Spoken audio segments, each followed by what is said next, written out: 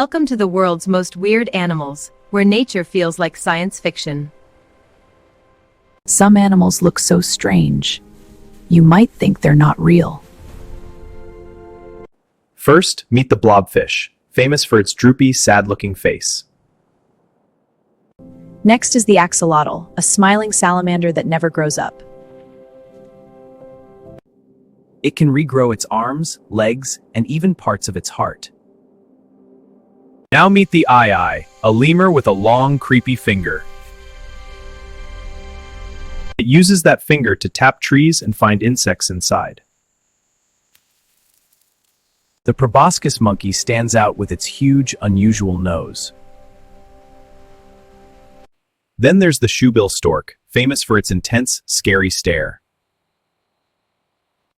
The star-nosed mole has a face that looks truly alien. Each strange feature helps these animals survive in their environment. Nature doesn't try to be pretty, it tries to work.